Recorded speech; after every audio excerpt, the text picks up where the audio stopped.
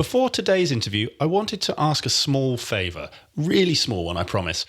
I got a message from one of my listeners over the weekend letting me know that they had nominated Climbing Consulting for the Listener's Choice Award at the British Podcast Awards 2018. This award is voted for by podcast listeners like you and goes to the podcast who get the most votes from their listeners before the 12th of May this year. As this listener was kind enough to vote for me and for Climbing Consulting, I decided the least I could do was have a go at this award and see where we can get Climbing Consulting to. And to do this, I need your help. If you've enjoyed any of these podcasts, please could I ask you to take a moment to vote for Climbing Consulting for the Listener's Choice Award at the British Podcast Awards 2018. It's really easy to do, and here's how you do it. Step 1, go to your browser, pick your phone up right now or on your desktop if you're at work, and type bit.ly/CIC vote, all in little letters, really important, that bit, and that's bit.ly/CIC vote. That will take you to the Listener's Choice Award nomination form on the British Podcast Award website, and that takes you to step 2. On that form where it says search for podcast, type Climbing Consulting and select that as the podcast you want to vote for. At least I hope you want to vote for Climbing Consulting. Step 3, enter your name, enter your email and hit vote. That's it. Thanks in advance to those of you who have listened to that and are off to vote straight away. Thanks so much to those of you who have already voted. I really appreciate it. It really means a lot to get your feedback. And thanks a lot for helping with this. Please do let me know if you voted for Climbing Consulting, if you've just enjoyed Climbing Consulting, anything and everything, drop me a message. It's nick@climbingconsulting.com. Hi, and welcome to Climbing Consulting with me, your host, Nick Sinnott. Today's episode is a first for the podcast.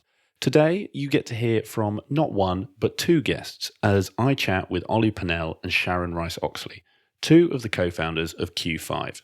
Q5 are an award-winning organisational design consultancy with over 200 people across their offices in London, New York, Sydney and Hong Kong. Olly, Sharon and the team set out with the goal of building the firm that they'd want to work for, both from a client delivery perspective as well as a cultural one. In doing so, they've built a fantastic reputation for their unique culture and approach to diversity, and were recently named number 20 in the Times Top Small Companies to Work For 2018. Sharon and Olly were great guests and frankly made my job very easy as they took my questions and between the two of them, they ran with them to give some really great insights and thought-provoking advice. We cover loads in this interview, including how Olly and Sharon decided to create Q5 and the challenges they've faced as they've grown the firm, their advice to others in the industry thinking of starting their own consulting firm, and their unique approach to culture and how they've managed to create the award-winning and diverse culture that Q5 has today. Sharon and Olly were fantastic guests, and I'm sure you'll get a lot from what they have to say. So without further ado, please enjoy my conversation with Olly Purnell and Sharon Rice-Oxley. So today is a first for the podcast. We actually got two guests. This is my first tandem interview. So Sharon and Olly, welcome to the podcast. Thank you very much for having us. I wanted to kick off with the start of the Q5 journey. I'm always interested in firms with co-founders and the story behind how all the co-founders met, how they got going, who spoke to who decided there'd be 4, not 5, not 3. And I just wanted to find out really how you started Q5. Go, Olly. I'll go. You go first. I'm being permitted to speak. So I think it's a really good question, and actually this question is relevant to any small business, whether it's a consulting firm or whether it's a biscuit manufacturer. We're a human capital business. You know, whether you're a law firm or accounting firm, when you're experienced, and certainly Sharon and I had been working for probably about 13, 14 years at a time where we thought it would be great to go and take what we do for a living out to market in a new brand, you get an itch, don't you? We got to our mid-30s, and I think there are a couple of things going on. Firstly, the firms that we had been working in up to that point didn't major in organisational design and development. It was always a peripheral thing for them, and yet it was the work we loved, the work we were most passionate about. And we were thinking, well, actually, maybe if we were to create a firm that focused in the organisation space, that we could have great fun creating a brand from scratch and taking it to market and doing the work we're most passionate about. And I certainly, from Sharon and my perspective, we'd known each other a long time. We hadn't actually worked together, but we'd known each other a long time. I think we had a respect for, I certainly respected you. I hope God respected me. Definitely. And so Wouldn't be here if I didn't. So we had long conversations over bottles of wine, and it took about a year of planning, a year of talking through what we wanted to do. And I think when you begin to think about setting up a business, the only right time to do it is when you are personally ready to found a business. We set up Q5 in 2009, which was in the last recession, and genuinely a number of people who we started to talk to about it, our wives and husbands, our advisors said, why are you doing it now? And for me, it was a really obvious answer. It was like, because I'm ready. I'm ready now personally, because the commitment that you need to give to founding and establishing a business is all consuming. And so you just have to kind of look, deep inside. You have to look at the people that you've chosen to do it with and say, we're ready to go. And actually, whatever else is going on around you doesn't really matter at that stage. You've got to have that belief that you've got the experience, the impact, and the knowledge to do what you need to do. No, I agree. And I want to just come back to the point. You two you said you'd known each other a long time. My understanding is you were both at Accenture for a sort of period of time. Was it that you had become friends there? And then I know you both went off and did other things that would be interesting to explore. But how did you two decide that you would come together to have these conversations about a business? So where it's kind of like unraveling a ball of string. How do you actually track back to the origination of the conversation? And I think in reality it was probably Olly that actually picked up the phone. I was freelancing at the time. I had 3 small children. I had started to play with some of my own business ideas. Olly was in a smaller consultancy at the time, doing very well and growing that business. But clearly he had an itch, a personal itch as well. And personal itch. Personal itch. You can take that I had a personal itch. And he picked up the phone and said, Can we have a glass of wine? I've got an idea I want to talk to you about. And then it grew from there. So I'll let you then, so what made you pick up the phone? So what made me pick up the phone to you at the time was it's like building a pop band. It's like building a band, a manufactured band. Sharon is, you can see here, a very charismatic, high energy a driver. And what we did, so your first question was, how did you decide whether to have 4 or 5 or 2 people? Right at the very beginning, we wanted to go into organizational design and development, and we wanted to be able to be a ready-made team. Yes. So we wanted a team where we had someone that was very arithmetical. We wanted someone that knew finance functions. We wanted someone that knew HR functions, and so we were able to work as a ready-made team on a particular client. So we had different personality types. There were three blokes, 2 women. So it was always very diverse, actually. And our diversity to this day, we have a lot of people in the business now, and 55% of our firm is made up by women. So it's always been quite a diverse business. And the different personality types to begin with, we had drivers, we had expressives, we went for 5. And it was the right number. Yes. But, I mean, Sharon is a force of nature. And I saw someone that I knew would be able to go out, knew no fear, had a good network, and had worked both within a client organisation and as a consultant. So that was really the melange that we went through. And so why did I sort of take the call? I'd been freelancing for a couple of years, having left an in-house role. And I was actually a bit lonely and a bit bored actually working on my own. That's not my kind of modus operandi. I'm much better in a team. And having known Olly from Accenture, so having, at that point known him for 10 years, I knew that it would be a lot of fun and that, we would go places. I want to come back, actually, Olly, to your point around the manufactured pop band approach. I like the metaphor. Do you remember what specific questions you asked yourself, or what business model or business plan you were trying to populate to get to those answers? How did you decide you needed one HR person, one finance person, one person who's good with maths, one person who's good with people, let's say? So it was a really simple thing. If you're going to create a team-led and team-run business, You need people with different attributes. So we didn't want to go for a whole group of homogenous people. We wanted people that brought different skill sets. And we've always had a philosophy right from the first day that you need to soar with your strengths. Now, I know from our experience of having worked in some of the bigger firms before, there was always a sense that in order to be promoted from one level to the next, you had to demonstrate you could do volumetric modeling, and then you needed to be able to build, databases and things. And if you couldn't get that tick in the box, we wouldn't promote you any further. Whereas you've got people with myriad skill sets and attributes. And actually, if you're an extraordinarily brilliant facilitator, why force them to become a demon Excel modeler if they're brilliant at facilitating? So right from the outset, we wanted to demonstrate that you could have a team with different attributes and different skill sets, and they were all equal value. So that's what we went to from the competency point of view. And was this the two of you? You mentioned we. So you'd had your original drink. So we talked to quite a few people. In fact, there are certainly one of the people that you've interviewed on another podcast is another person that we spoke to. So this isn't something that we just did overnight. This was this did genuinely take about 12 months worth of working out who we wanted to go into business with.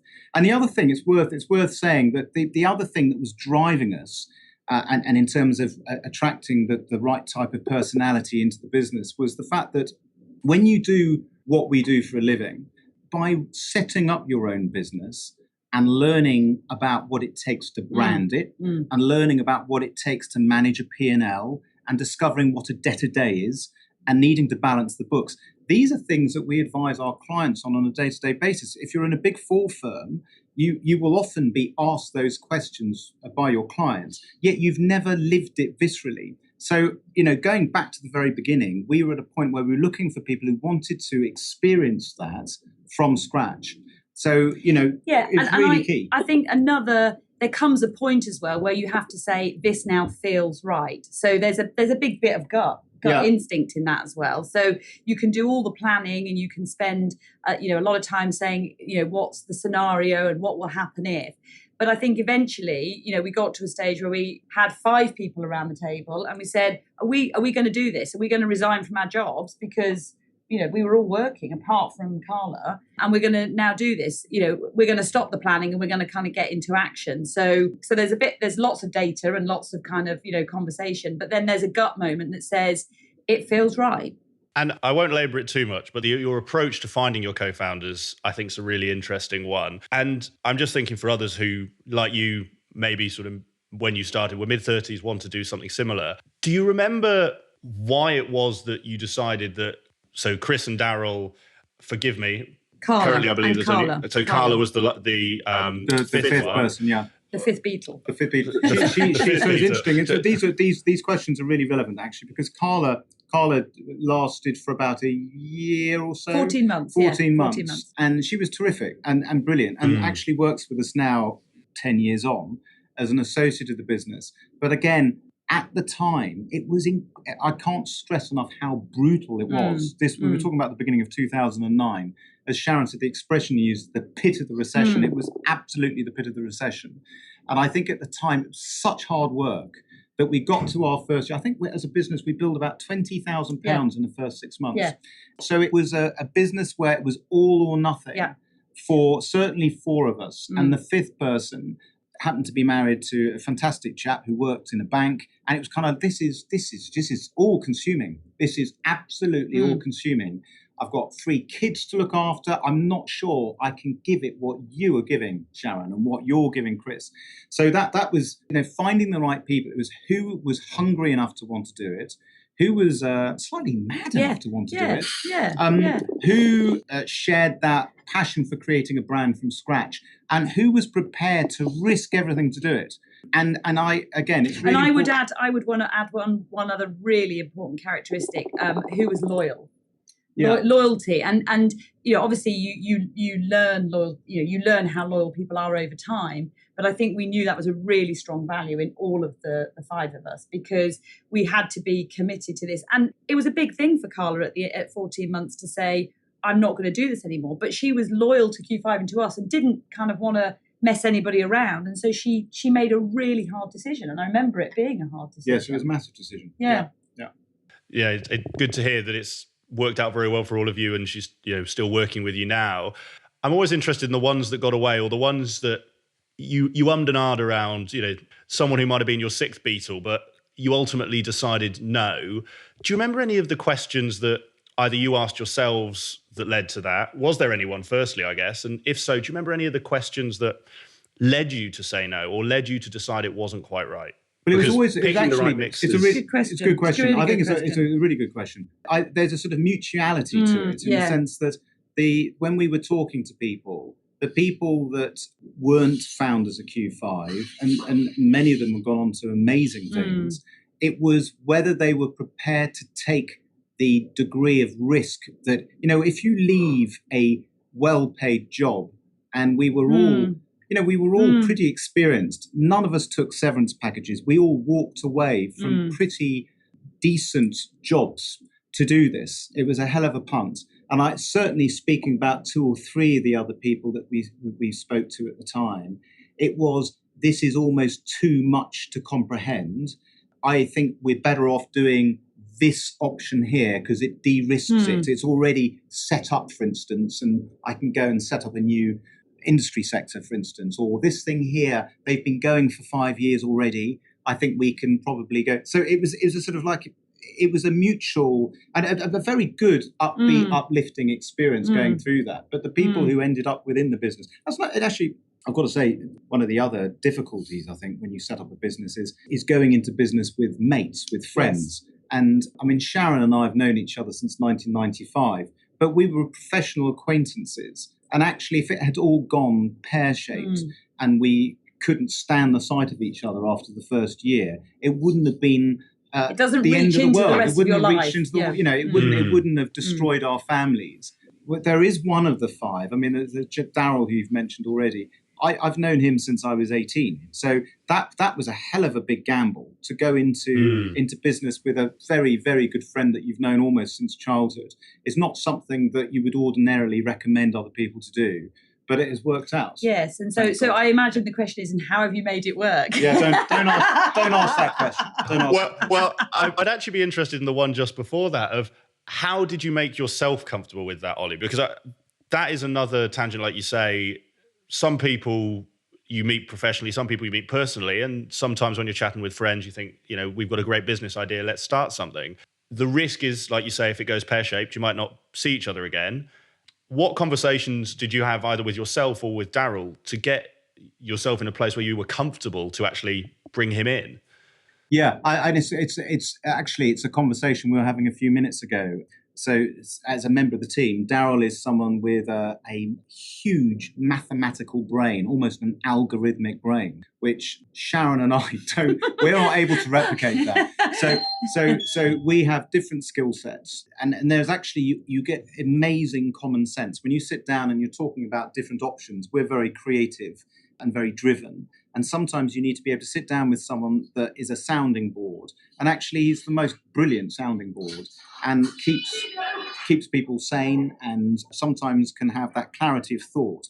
And I think at the time we thought that skill set, that capability was so important to our business to keep us grounded and keep us logical, actually, that it was worth taking the risk.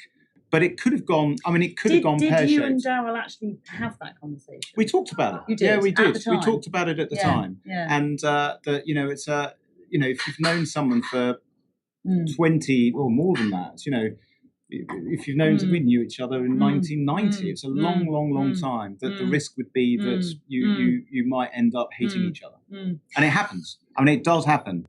Yeah, and I guess for me, I saw a strength of relationship. Again, for me, that principle and value of loyalty, that was attractive. Actually, that made me think that okay, they've taken serious consideration of this. But I think that was then our role as the other Beatles to kind of call it out if it had ever been an issue, and it hasn't been. And we've been very lucky. And we, you have your ups and downs over 10 years, but and we'll call stuff out, and we do. And you mentioned the point around when you decided to found the business, and it seems like you took a very structured approach to finding the other Beatles. You knew, to butcher a metaphor, you knew the type of music you wanted to play. You knew the fans you wanted. You must have taken a look at the market at the time. I know you, Sharon, you mentioned you had that itch, but how did you decide that 2009, in the middle of the recession, was the right time to scratch it? And what did you put in place from the beginning to set the business up for success? So I think, I mean, for me, it comes back to the point I made earlier, which is I don't think the only right time to set up a business is when you are personally ready. If you have got the energy, the commitment, and you think you've got the right people around you. So that's why I think 2009 was right. I think also in our business, consulting is not a fair weather business. Actually, true relationships are forged in consulting in times of hardship. And therefore, for me, it didn't matter whether it was a recession or not. These were people that we'd had long relationships with already. They then became part of the Q5 family and organisation as our clients. And for me, it was kind of the conversation continues. And as we were saying earlier, kind of in a recession, the only way is up, right? So, Yeah. we've got to hope that we're going to turn the corner. But what we also did was we set it up in a really cost-effective way. We were absolutely tight. We were absolutely. We did not pay ourselves for the first. Well, we couldn't 6 because we months, didn't have any at money. Least. So my clothing bill definitely dropped off. No new handbag. I mean, seriously, and I think I certainly went back to my husband and family and said, right, we're going to take a bit of cost cutting at home here. So, we came into it with a very prudent mindset, and we've tried. We haven't lost that over the years, and that's been a really strong guiding force for us. That personal life aspects obviously are equally important to the business side when you are starting your own firm. What sort of conversations were you having with your family, or were you thinking to yourselves to put that side of it into perspective? Because, and I've spoken with other guests about this who've done a range of different approaches to starting their consulting businesses, but a reoccurring theme is largely they have kids, they have mortgages, they've got responsibilities, and you're stepping off into the unknown, no revenue, no salary. How did you decide that was right? And do you remember any conversations you had with your partners or with your life partners there, or with each other as business partners on making yourselves comfortable to make that leap? Yeah, I think we had. So I think the partners within the business. I think we did look each other in the eyes, and as part of that planning process to say, how long can you go without taking a salary? I remember those conversations, and I think we probably, if my memory serves me rightly, probably said, well, we can go a year. We can go a year. Because then we've given it a good run. That would be worst case, if we had to do that. And we were already doing lots of contingency planning around that so that we wouldn't be in that position. For me personally, I'll speak personally here with my husband, Mark. We've always been in a complete partnership. We've got 3 children. He works, I work, and we've always made it work. And sometimes one of us has dialed up work and the other has dialed down. And this was just a moment in time after 3 kids where it was my turn to dial up. And so, we just have the conversation. I think it's again, another great question. It's a really good question. And I think it's a question that anyone that's thinking about setting up their own business, whether it's a consulting business or any type of business, needs to be able to have long conversations with their partners about, the what ifs. What if it doesn't work out? What if we earn nothing? And certainly in my case, I've got a very supportive wife who, I've known for a very long time, longer than you, Sharon, even. And she knows how I'm wired, and she knows the kind of things that I want to do for our family and what I need to do professionally for the type of person that I am.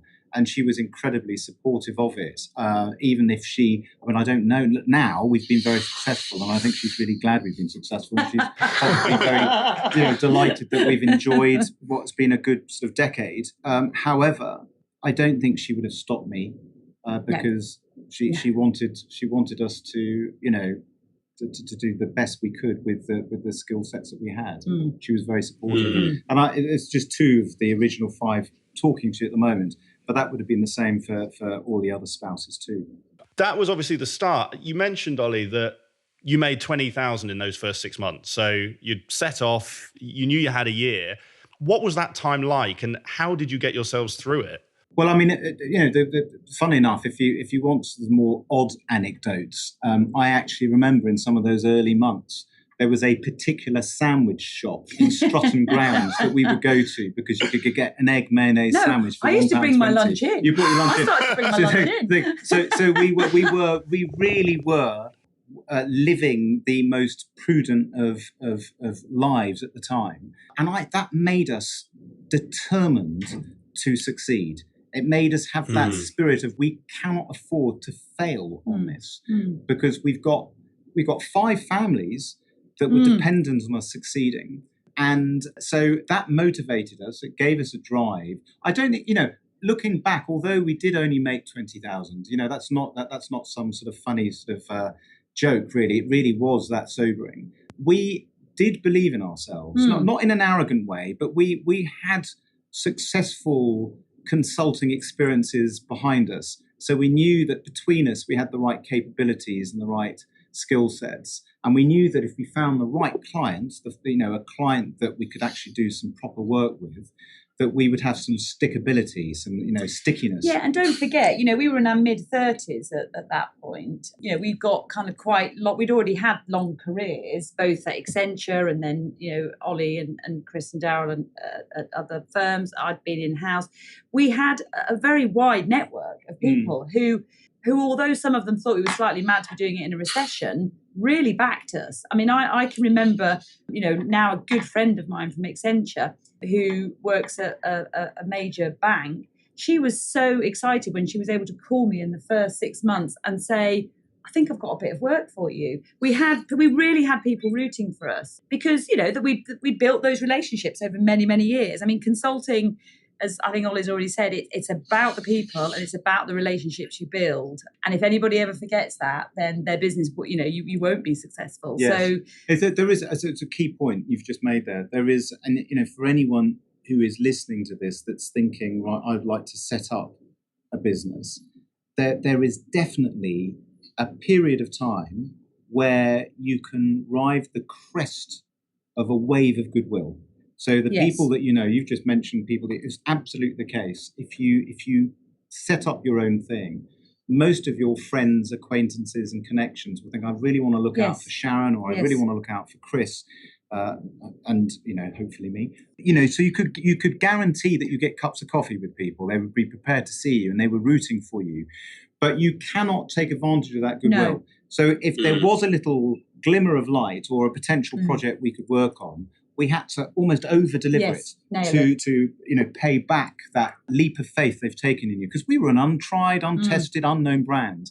So again, anyone that's wanting to set up a business, there will be goodwill around it. Your friends, your family, people will be batting for you, but you have to deliver. Yes. How did you, because I think, Ollie, that's a really key point and a really interesting one about that wave of goodwill. Like you say, you've got to deliver. I guess first you've got to sell something to deliver.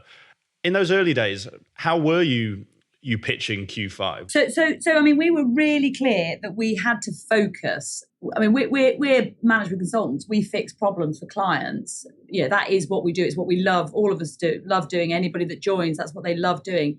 But when we started, we were really clear that we needed to be distinctive in the marketplace. And that was why we chose Organisational Design. So it might be org design or op model, whatever you want to call it. But it was about the right size and shape of organisations for people to deliver their strategy, because we felt that was a gap in the marketplace. And we didn't do reams of market research. That was based on our experience. We'd been in big consulting, we'd been in small consulting. And we knew that would appeal to CEOs, to HR directors, to the C-suite. And so when we went out and talked about Q5, that's what we went to talk about. Now, of course, lots of other things come up in the course of coffees and conversations, and we wanted to fix problems that clients had. But when we went out and talked about Q5, we just kept talking about org design. And we kept talking about becoming the best org design consultancy in the UK and now the world. I want to, so you mentioned the global point, and I do want to come on to that because as a part of your growth, it feels quite unique in terms of how you've grown and how you've gone global so quickly. You've mentioned around the, that wave of sort of goodwill you get. What, if any, beliefs did you have about running your own firm that you thought earlier in your career, maybe during your days at Accenture, that after starting Q5 and now having run it for coming up to 10 years was completely different to what you'd expected? I think things might, for me, have just been reinforced rather than expectations. I think so. I think it's a fascinating. Running a consulting business it's a really fascinating experience, and it's a very easy thing to kick off because it's an unregulated industry, and there is very low investment. Capital investment is low. There are quite low barriers to entry, and we have seen over the course of the last 10 years. Lots of people have a go at it. And actually, the UK is a very entrepreneurial market. If you look at some of the other geographies that we work in, we've got an office in North America, in New York. It is, in our experience, slightly less entrepreneurial over there. They still like big brands, and these are corporations that are used to working with prestigious brands because they feel they're going to get a quality kite mark that they might not get from smaller firms. Whereas in the UK, people like backing. The David versus Goliath thing is a key sort of almost business tenets. Really, it's kind of let's back the little guy. Let's see what we can do with these people. I think we always thought that would be the case in the UK. Yeah. And it's been demonstrated, I think, to us that there's been goodwill, that people in this country, in the UK, like backing a small, I'm not describing us as courageous, but people who set up businesses that have taken a punt. Let's give them some business and see how they do. Now, the people that have not made it, certainly over the last 10 years or so that we've been in business, they might not have got the ecosystem of their business quite right. And we've been joking, and actually anyone that's listened to this, that's heard us talking about, we've never used the Beatles analogy before, ever. and actually, I don't want people to suddenly think, we're talking about the world's most successful band of all time. We would love to be as amazing as the Beatles were. It isn't around the cult of the founders, and it's really important that when you build a brand, a consulting brand, you recognise that it is purely a human capital business. So, it is unregulated, it's easy to get into, it's quite easy for 4 or 5 people to get together and say, right, let's put a sign above our door, let's go to market and have some fun and see what we can do. But you cannot believe in your own hype. Yeah. You have to believe in the power of a team. We, from day one, ban the word I, ban the word me. We have always reinforced it's about we. And it's about our clients, and it's about our projects, our team, and our team. And we use we. And actually, even to this day, if any of us that were here right from day one ever inadvertently go and talk about my or I or me, we call each other out on it.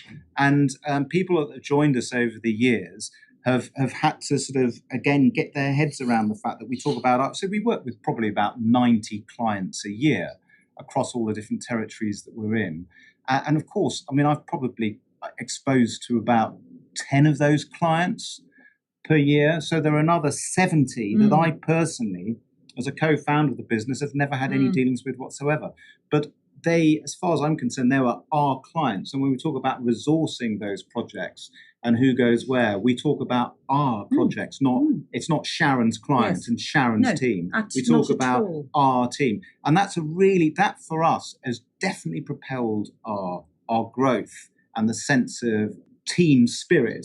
And I think those firms that have struggled a little bit or those that haven't survived, or those that have struggled to scale, have probably been too focused on, you eat what you kill. This is my project. This is my team. We've never done that. We don't have. Most professional services businesses have some clever algorithm that works out, what the partner points out are worth, and what each point is, at the end of each year, how the partner drawings. But we don't do that. We have a process that we call. It sounds terrifying, but we have a process, and it is terrifying. We have a process called rough justice, and we talk about, and it is basically, we are an equal team, but someone at the end of the year will have probably had an amazing year out of the partner crew, and that person ought to have a nod. There should be a nod towards that person or those people. How does that rough justice concept work? I think I get the premise, but if you were in one of those sessions, what what does a rough justice session look like at Q5? So it's a very honest... It's like Gladiator. It's Gladiator. From Beatles to Gladiator. It's probably the only time it is the only time in the year when we talk about because we come to that table with a personal view, and we seek feedback from each other on what we have done, what we've personally done, and Olly will sit there and say, Sharon, I saw you do X, Y, and Z, and I thought that was brilliant, or I saw you do A, B, and C, and that wasn't so good. So that's when we really focus in on the individuals. And it does feel uncomfortable, because we set team targets. Throughout the rest of the time through the year, the business cycle, it's always about the team effort. And it's also a very honest conversation. It's an honest and authentic conversation. And we have managed that for the last 10 years. We haven't had to take it anywhere else. Yeah.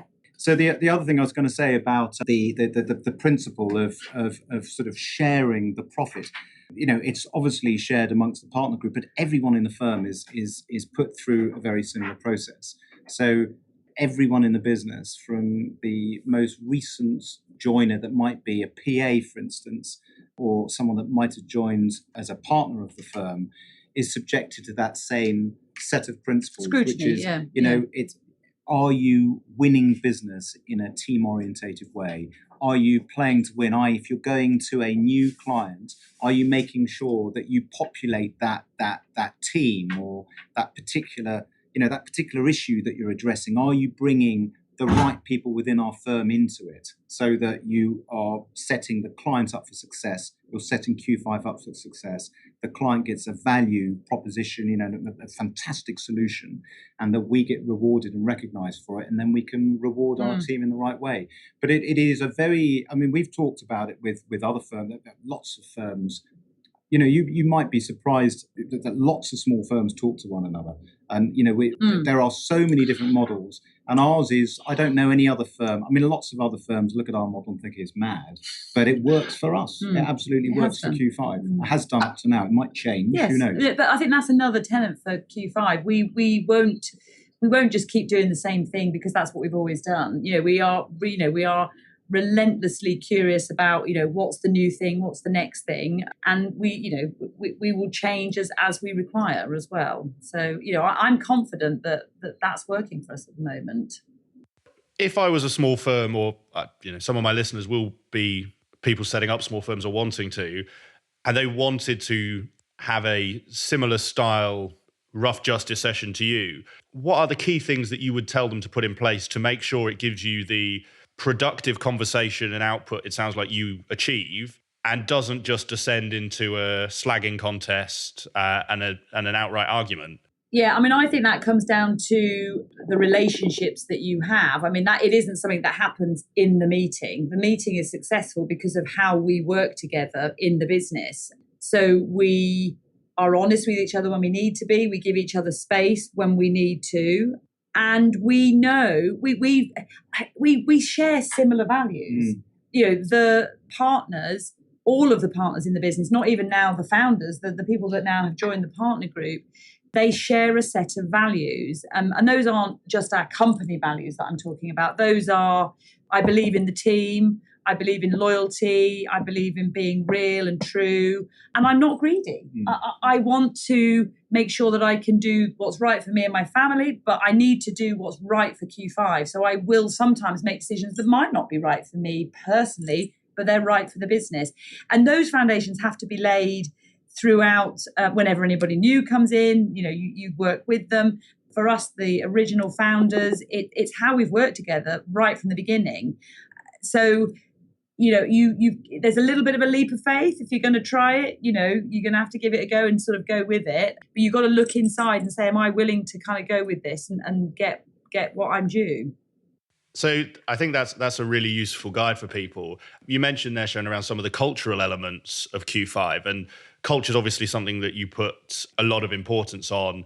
I actually asked Adrian, who kindly introduced me to Olly and yourself, what he would ask you, and culture was top of his list. And obviously that's been recognised with this year. You won top 20 Sunday Times top small companies to work for, which is fantastic.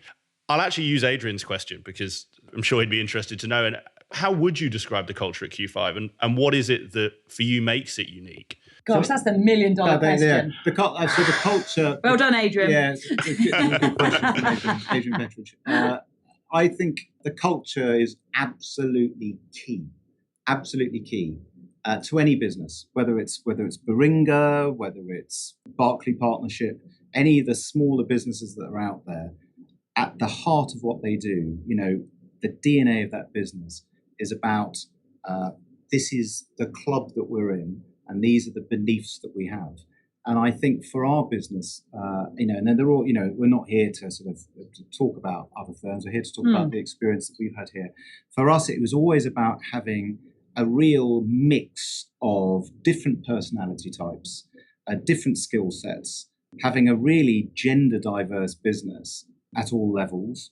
I have to say we're incredibly proud of our gender stats. I mean, we don't know any other firm that's sort of that is set up in the way that we are.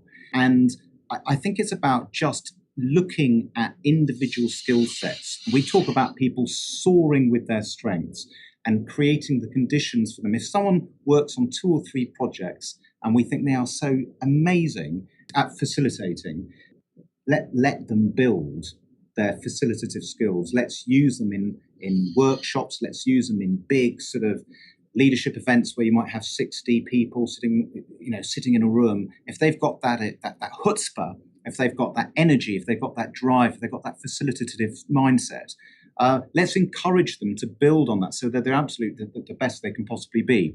So that is absolutely central to the culture, that we don't want people feeling almost constrained or forced to work, occasionally. I mean, I can't, it'd be wrong to say that you get to pick and choose what project you're on and, all the time, but it is important for us. If someone fundamentally doesn't want to work for a client because they've got sort of ideological challenge with it, or it's in a location that is so far away from where their family live that it's going to make their life miserable, then we don't just say, well, you have to do it. I'm sorry, you have to do it. We give people the ability to say, look, is it all right if I don't work on this? And we say, that's absolutely fine. Can't say no all the time. Yeah. But so it's, again, that culture of openness, that culture of candor, of transparency, and just treating people with respect. And, and it's a good question by Adrian there, because he would have very similar views and principles. And I would sort of just reiterate two things that you've alluded to. I think for me, it's all about creating the conditions for success for each individual. So we are a team, but that team is made up of people who have great strengths and great opportunity. And that requires us as leaders. I don't just mean founders, I mean partners, principals. It means anybody that's kind of working in a team. We have to spend time getting to know each other. So what goes to the heart of our culture is the relationships that we build individually, that we allow people time to build those relationships. We move people around. We don't create silos, because we get to know people, and therefore we get to know what their strengths and weaknesses are, and we can help them kind of then flourish within that. And that takes time. And obviously, as we grow as a business, that's pretty much what I feel I spend most of my time doing. And I'm okay with that. That's right. That's the right thing for me now to be doing in this business, because I don't need to be out. It's not about the Sharon show. I need to be there creating the conditions for success for all these wonderful people that are part of Q5. And I think you've beaten me to my next question, Sharon, but I'm going to see what else you may have found is, obviously, as you've grown over the years, you've grown from 5 of you to 200, you've grown across geographies. What challenges have you faced in maintaining the culture you want over that time? And how have you responded to that? Yeah, I mean, and it's a question that we ask ourselves a lot, and it's a question that our team asks of us a lot when we have our away days and in our mentor meetings. So, I mean, I'll kind of give you my view, and then Olly can come in. I'll let you talk. I mean, I think that the people that we recruit are really important. We spend a lot of time on our recruitment. We as a broader partner group are all heavily involved in recruitment. It's not our HR, Jill, our wonderful HR manager, sitting off to one side that's doing that. That's us, because it comes down to the people. So if we can bring the right people in who have got both the skills but also the right ethos and the right approach. And that doesn't mean it has to be a consistent approach. We're looking for diversity, we're looking for difference. But if they've got that desire to be, to be hungry, to be curious, to be authentic, they will continue to grow the culture in their image as well. They will add to it. So I think that's really important. And then I think there's something about, kind of listening, constantly listening to our teams as we grow, because it's very easy when you sit at the top of an organisation to think you can see everything, and you can't. So finding those ways to hear where the glitches and the things that aren't kind of quite working for people is crucial. Yeah, I think, there's so many...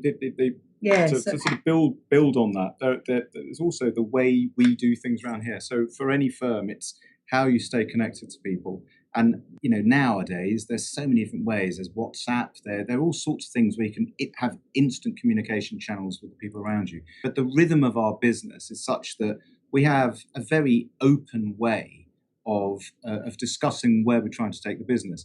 Every week, we have a BD call in all the different countries that we're in, where anyone in the firm is encouraged to call into this conference call number and hear what we're doing in each of the industry sectors. And we talk about where we've got proposals in and what stage the proposal's at. We talk about where we might have a few ideas. We call it food for thought with clients, where there are conversations that have piqued some interest amongst some clients.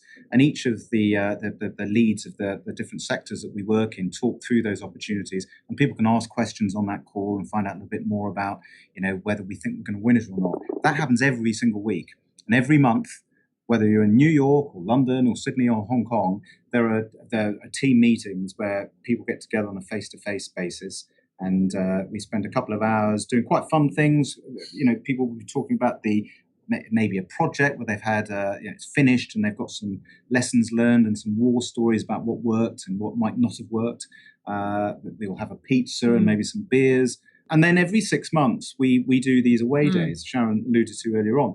We do one in the UK, which everyone flies over for usually. In fact, we're getting a bit too big for that now, to be honest with you, because we've got people, we've got people in Hong Kong and Sydney. And it's a long, long way for people in Sydney to fly over to the UK for like a 2-day offsite. So we encourage representatives to come over, but we don't insist that every single member of our Sydney team has to be here.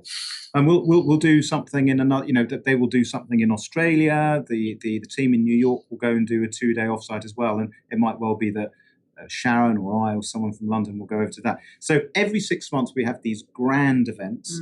Every month we have a team event. Every week we have these BD calls. And that is a community. There's a genuine sense of community. And something that we've developed over the last 2 years is our Q5er. It's our online community, which holds the whole globe together. And that wasn't a partner thing. That came out of we have an engagement group who are a mechanism for listening to the organisation and talking to the organisation. And they said, we need some mechanism. It's kind of like our internal Facebook. How can we communicate across the world? And it's brilliant. You go in there. I really enjoy opening it up and seeing who's been surfing in Sydney at the weekend. I don't enjoy that, to be honest. In the cold, never-ending winter. And for me, you nurture culture. And is that, go on. Is that, Sharon, just to help my listeners, that you mentioned, is it like a Facebook where you each have a profile? Is it a forum where you... It is. Yeah. It's a sort of a Q5 social media site. It is, and everyone in the business automatically is a member of it. And it's become, over the course of the last 15 months, probably what's great about it's a bit like Instagram. It is fun looking at pictures. If someone happens to be on an oil rig out in North America, they'll take a photo of themselves in their hard hats and their boiler suits and say, look at Claire with her hard hat on. Or if you happen to be working, in the entertainment industry, and you in one of the big studios where they use for TV news shows, people will take a photograph saying, this is my day to day by the weather map. And it's fun. It gives people that sense of what I'm doing, that connection. Here I am in this new world. This is the client I'm dealing with at the moment. It keeps people excited. And it's a great, as Sharon says, that is not something that was imposed upon the firm by the team came up with it. Partners. This was people at other levels in the organisation saying it would be great if we could, this is how we communicate with one another, this is how we share our stories on a personal level, can we do it within our firm using this mechanism?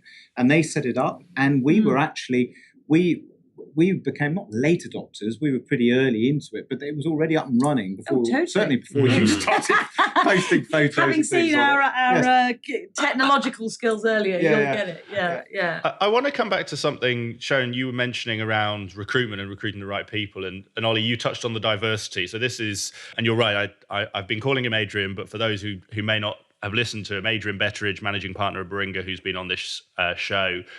That was his other question around culture is, you've been, like you said, exceptionally successful in developing a gender balance at Q5. How have you done that? I assume it's something you've chosen to do and it's not a coincidence that you've ended up like that. So how have you approached it?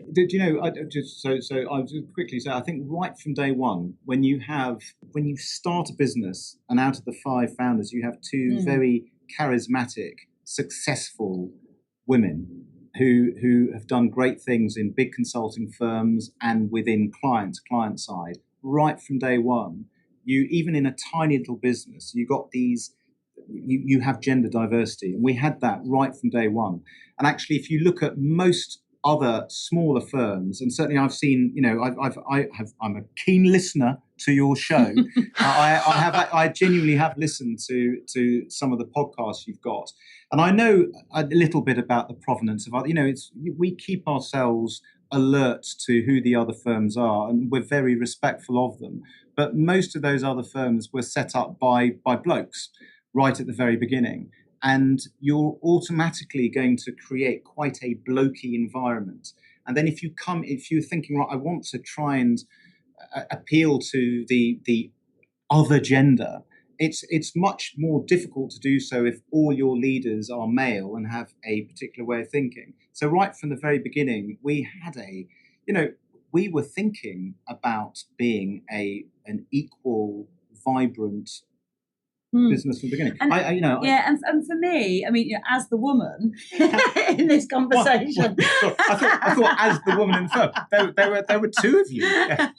No, but for me, kind of gender diversity has not been a big thing through my career. It is not something that I have paid a great deal of attention to, and I may have been lucky that I haven't needed to worry about that. But I've always kind of shied away from kind of being held up as a female role model. I feel very uncomfortable in that, because for me, it's about individuals and back to the conditions of success for each individual, whether they're woman, man, child, black, white. We don't have any children working here, so I just want to quickly stress that all the anti-slave regulations we don't have any children working at Q5. But I think it's really, for me, what I think we've tried to do is approach each individual as the individual and said, what is going to be right for them? Now, that can typically mean when you approach a woman in the workplace that they need quite a lot of flexibility. And we embrace that. I have worked really flexibly throughout my career. And since, having set up Q5, I've worked really flexibly. I have 3 children and I'm a very present, mother. And I recognise that in other parents. And I would never want them to compromise on that. And so I think it's, again, understanding for those individuals what is right and what can we put in place. And we have lots of part-time people, but not all women. We have some part-time men in our firm, and that's when I start to get really excited, because this is about balance and the right focus for all, not just for women. That's when I get kind of a bit antsy and think, well, that's not the right conversation. Coming to just directly to what you said, Sharon, how do you make that work for yourself? Because again, we talked right back at the start around starting in a recession and some of the reasons you wouldn't start. Another reason some people say is too busy, family, etc. You're managing a consulting firm with a large family. What do you put in place to ensure you get the right balance for you? So I have an amazing husband, as I mentioned, who's been a complete partner throughout my career. And so I really, really wouldn't have been able to do Q5 if he hadn't recognised that need in me. So again, that's quite a personal thing. So I rely very, very much on him to be present for our family when I can't be. But I'm not kind of shy in spending money on putting the right kind of infrastructure in place. I've always had a nanny, I've always had a cleaner, I've always had a housekeeper, and that might sound a bit kind of pompous. And a cook and a driver.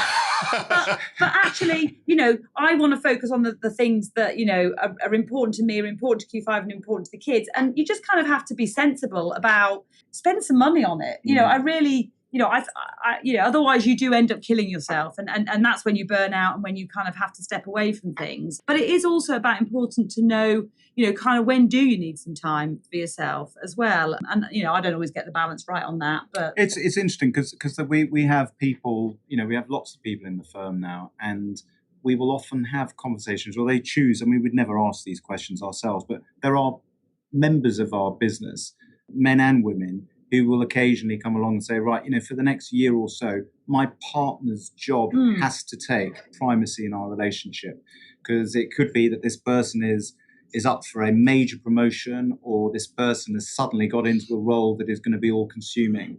And those are brave conversations to have. And we will always try our best to create the conditions here for them to succeed here in a slightly different way. So again, it's about the openness of conversation, I think is critically important. Yeah. But the other thing that's worth mentioning, that and talking about lots of very experienced female consultants that choose to work on an associate basis. So by that I mean as contractors that will come and work on a project by project basis. That many of them choose to work in that way because it gives them complete freedom to pick and choose what project they want to work on. And they'll be able to look at something as to, where is it located? Does that work for me? Am I going to be able to create the right rhythm for me and my partner? And will I be able to have some sort of work-life balance? Is it the right rate?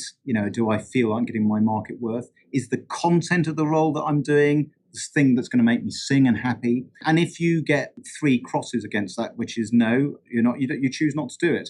And I think one of the things we've experienced, certainly in more senior positions on some of our client sites, where someone might be working with us as an associate as opposed to as an employee, they have that latitude and that freedom. And there are lots of incredibly successful women who are their own limited companies that choose to work in that way, and they've made that is the rhythm that suits them. And I'm sure there are other firms that have experienced that too. In terms of sort of sharing some advice for women as they're in maybe in the earlier stages of their career, I think one piece of advice I would give them is don't be afraid to set boundaries really early, because nobody will set those boundaries for you in the workplace. Work will always fill up as much time as you're willing to give it. So you have to kind of establish those boundaries. You don't have to be kind of strident about them, but I don't think I've ever been questioned in my career about why I haven't been somewhere at a certain time, because when I'm in something, I will give it my all. So I think it's really important, for mothers or fathers or anybody who needs balance in their life, set those boundaries and just work. You've got to keep working at them, communicate them and share. And that's a great segue actually into the next question I wanted to ask, which we've spoken a lot about people looking to start their own firms. So there's an implied seniority in that. For those more junior listening and those junior in your firm, what mistakes do you see junior colleagues making that holds them back from progressing in that consulting journey or career path that they're following? Another good question. Well, I was going to say that's a mightily impressive question, though, Nick. I think I don't know that I would describe it as a mistake. I think that the people that come into consulting are hugely ambitious. They're very bright, and they want to make progress really quickly. They want to kind of move through whatever the hierarchy of their organisation is, or take on bigger challenges. And I think I would just advise people who are kind of starting in or in the early stages of their career to just really enjoy every project that you're on, to really take everything that you can from it and not kind of try and project too far ahead. And I know that's a really unfair thing to ask, because I did it when I was a junior consultant. I wanted to know, what's the next thing? When am I going to get promoted? I understand that inherent drive and ambition. And that's actually what we're looking for in people. So I don't really want people to kind of dampen that down too much. But I think if it gets in the way, that's when I think it holds people back, because they're focused on some future outcome rather than this great opportunity they've got right in front of them to make the most of the project and the people they're working with. So I kind of like be in the moment on your project would probably be one bit of advice. Yeah, I think the other thing, I think I totally agree with that. I think the other thing is it's not an easy profession. Yes. It really isn't an easy profession. There's so much newness. And Nick, you've been a consultant, you've experienced this. So you might be doing a project in financial services for 3 months, and then before you know it, you're working with a utility company in Wales, and then it might be that you're working with a newspaper organisation in East London, and you have to go into these often environments that you haven't had much experience of working in before. You're very bright, you're very sharp, you have incredible levels of sort of working out what the issues are and what the different course of action could be to remedy them. But you have to be like an hour ahead of the client. Your thinking has to, and you're sometimes working with people that might be 20 years older than you and have got 25 years worth of war stories and experiences. That is not an easy job. And so it takes resilience. And it really does take resilience. And I encourage younger members of our team to just think about how can you build that resilience? How can you not take it too personally if you have a difficult moment, and be open with your mentor? We have mentors here in the firm. It's really important that people have an outlet where they can go and talk about what's working for them and how's it going on a client site, and just to build resilience in how they work. Because that is, I think, one of the most successful things to be able to, natural things to be able to sort of generate. But it's not, if anyone is listening to this podcast that's thinking, well, I'm not sure, I currently work in industry and I'm thinking consulting is for me. They have to be prepared to accept ambiguity, to be thrown in the deep end on a regular occurrence, and to be content with that. And at the other end of the spectrum, so we've talked about the minimum skills, for instance, about resilience. What for you at Q5 separates your best consultants from the rest of the consultants? What is it that the ones you're looking at as the leaders of your firm tomorrow do that other people in the firm don't? Do you know what? We have a really brilliant team. So this is a fairly anodyne, maybe bland response to your question. I honestly think that I am in awe. So I'm using I here. So Sharon's going to answer this question herself. I am in awe of the level of capability and the level of the personality and the compassion and the quick-wittedness of people within Q5. I think that our HR colleagues have recruited brilliantly, and there aren't that many. Most people in our firm. I'd love them to stay in our firm for forever. But we won't hold on to to everyone. Over the course of last year, you've got some amazing people who've moved on to fintechs, they've moved into government departments, none of them have moved into other consulting firms. So people that move on tend to go into quite entrepreneurial things, or there's a new thing, their own little itch that they've got to scratch. But in the people that we've got within our business, most of these people I see as future leaders of our firm. And it might be here in London, or it could be opening a new office in another part of the world.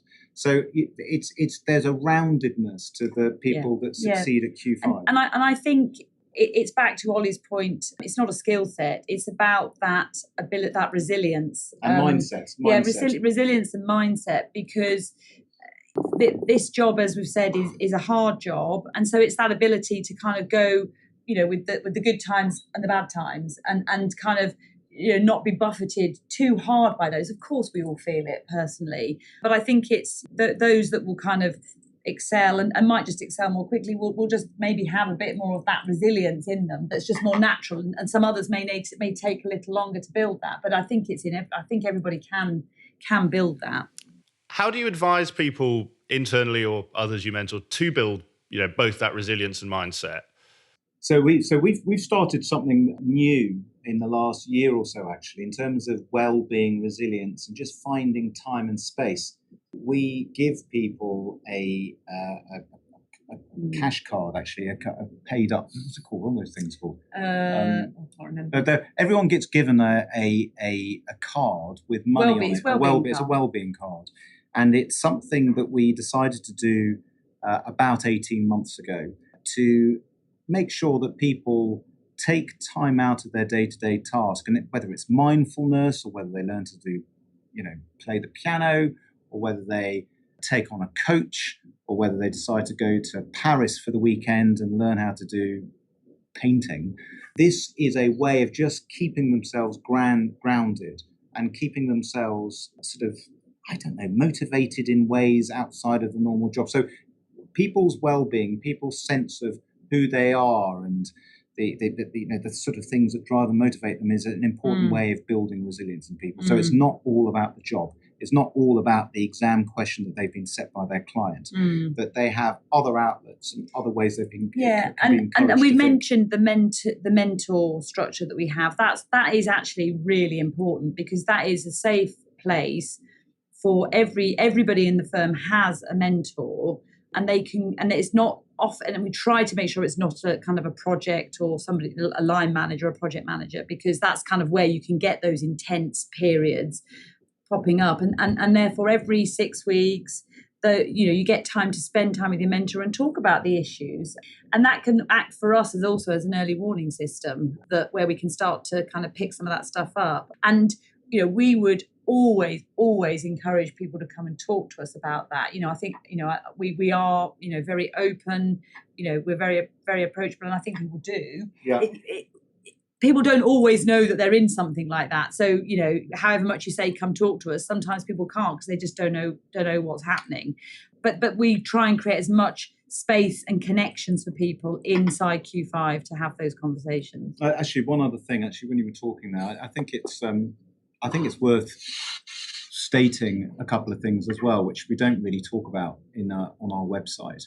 But right from the moment we set our firm up, we're very heavily involved in the world of mental well-being, and we have supported a charity called MQ, which one of our advisors founded that business and has written government reports on mental well-being.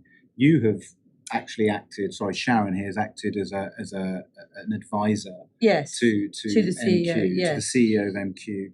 And also Think Ahead. Yes. And your husband's written a book. Yes. On mental well-being based on his own experiences. So it's not something we don't. What's the book called, Ollie? Just in case my listeners want to look it up. It's called Underneath the Lemon Tree. Yeah, I've read it. It's really good. It's a really good book. It's a really good read. I'm not just saying. Brilliant. I'll put it in the show notes. It's a genuinely excellent book, and it's an incredibly personal book, isn't it? Yes. Yeah, it's an incredibly personal book, but it's an extremely good book.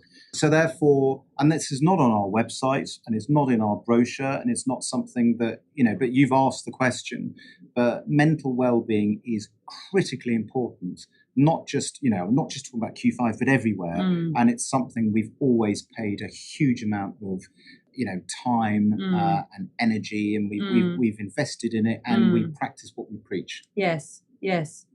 No, I think it's a really important topic, and I like the idea of giving people an outlet outside of work, and like you said, the importance of that. So really, really good advice for people there.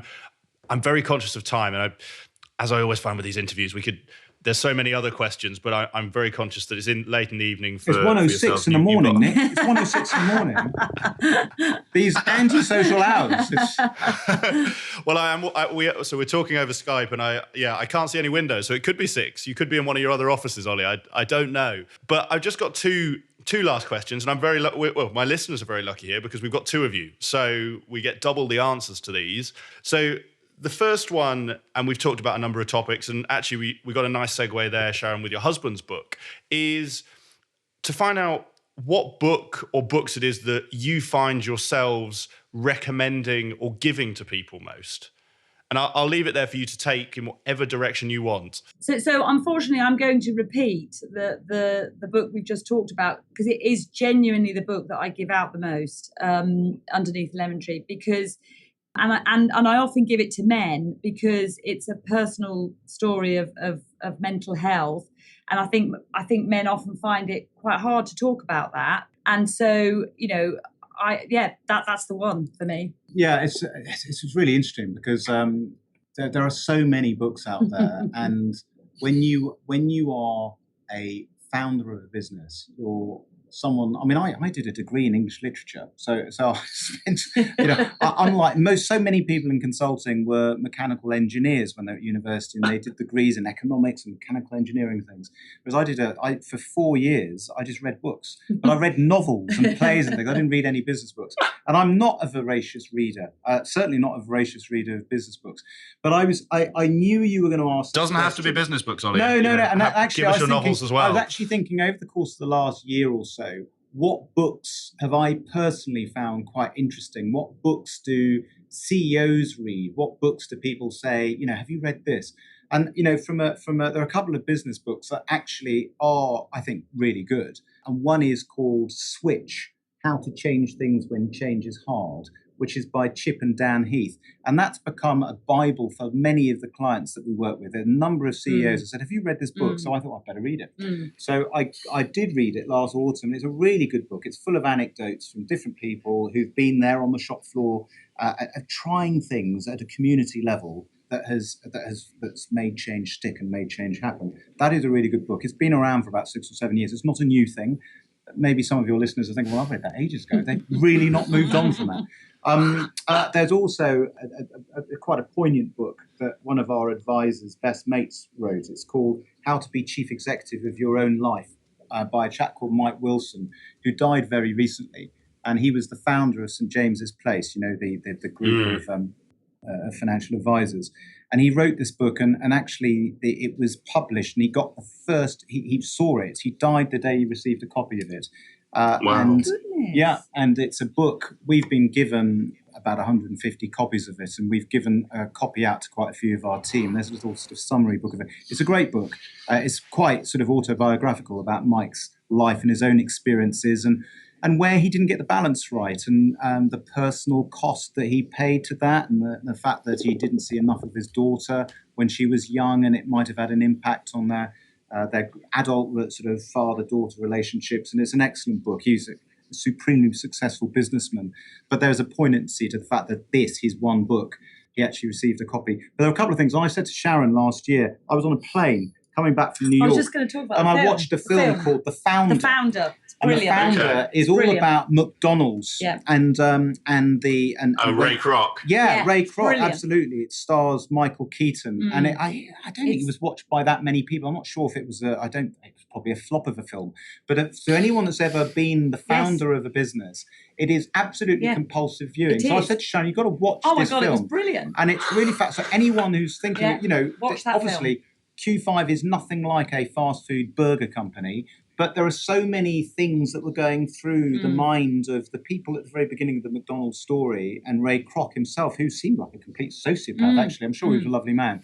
But it's a fascinating film, and anyone that's the founder of the film should do that. And just the one other thing I was going to say, the one other book that you have to be slightly idiosyncratic to want to read it, but I grew up in South London as a fan of Wimbledon Football Club, which was a team back in the 70s, which was an amateur team. And then it got elected into the Football League, and then got promoted from the 4th division to the top flight, and then won the FA Cup.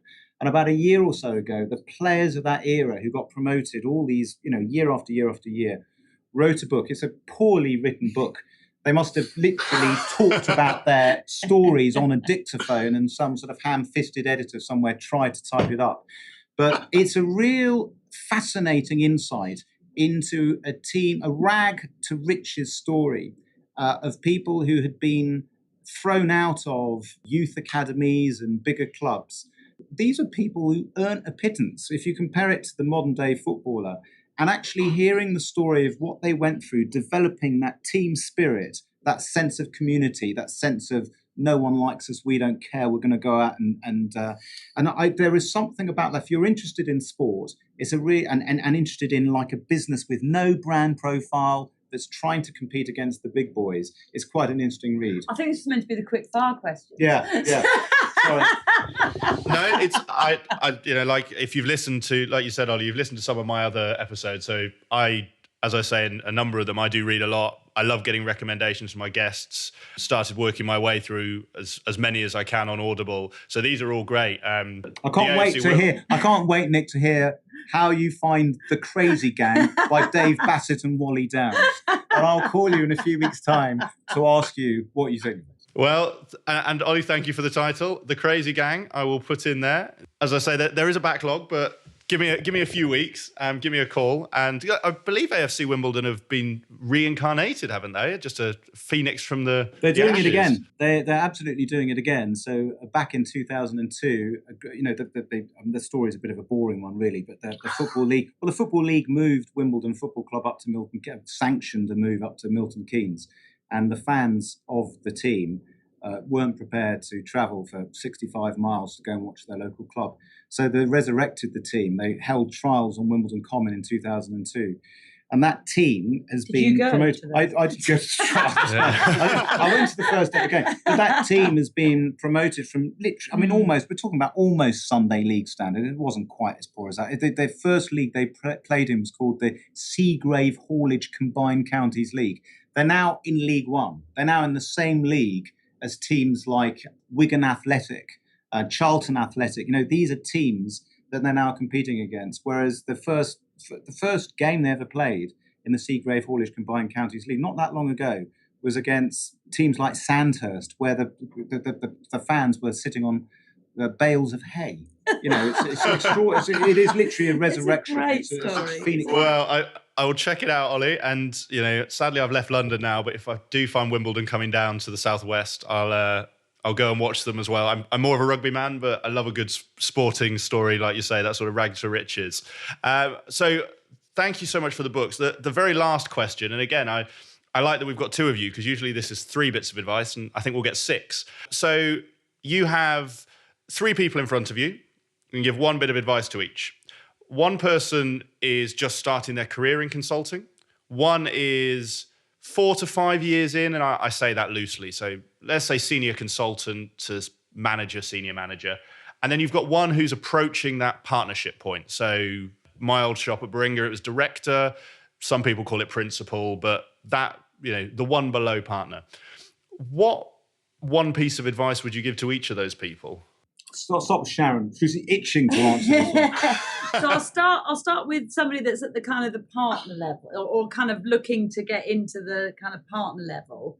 I think that it's really important, as you step into that role. Here at Q5, we will always be asking you to think about the team, but you're only going to be successful as a partner if you can build and nurture and sustain those teams around you, because it isn't all about you. So kind of, if you haven't clocked that, you better, as you step into the partner level. For the early joiner, for me, I'd go back to something that I talked about earlier, which was kind of try and kind of enjoy the projects that you're on. Don't kind of, strive too hard for those kind of, what's my, my next promotion. Just really spend time learning from those people around you and kind of making the most of the projects. So I think I already said that earlier. And then a mid-career consultant, that one's the harder one for me. Well, it's an interesting one, because you could almost reverse. So for someone starting at the very beginning of their consulting career, I look back at some of the things that we did back in the early to mid 90s, and we were kind of allocated to industry sectors almost at the age of 22, 23.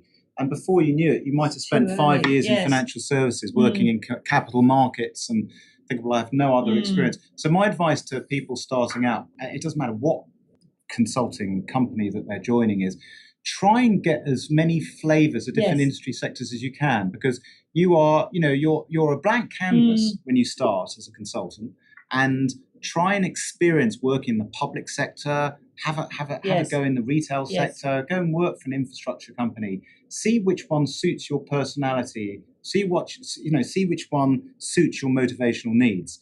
And funnily enough, if you've been working for a number of years, I think you then need to say, what are the 2 or 3 you love best? Where do you find the passion? What industry matters to you?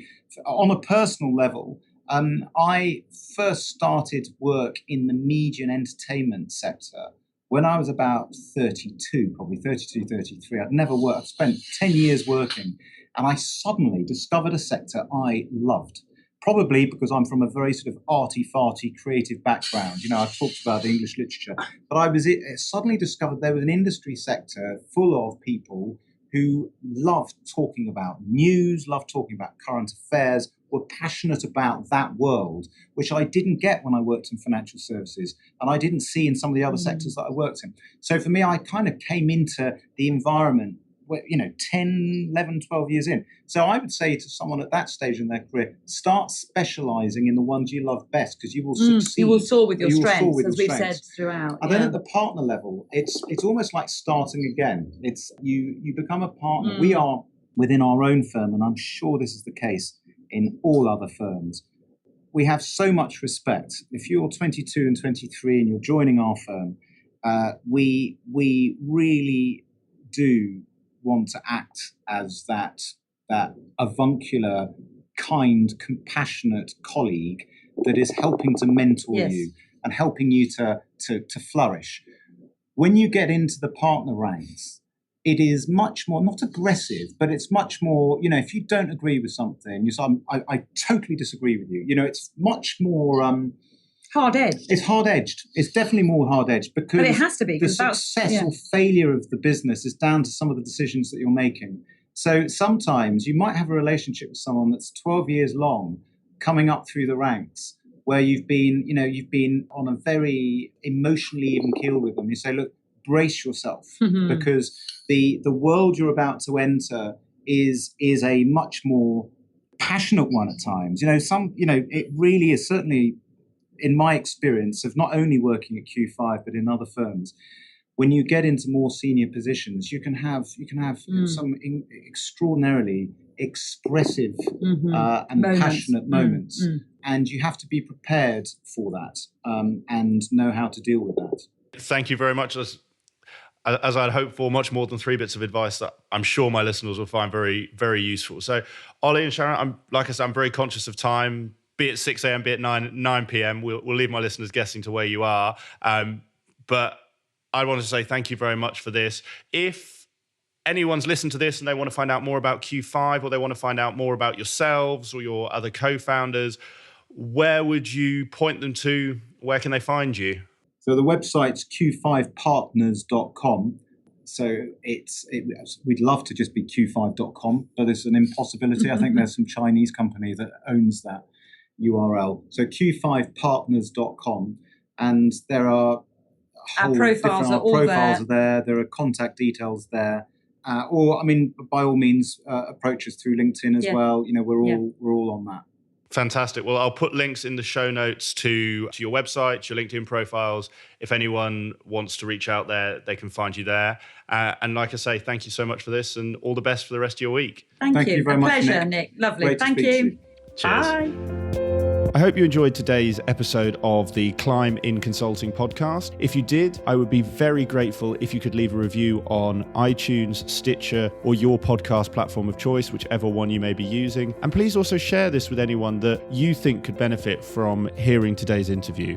If you want to get in touch or give me any feedback about the podcast, please feel free to drop me an email. It's nick@climbinconsulting.com, and I look forward to hearing from you.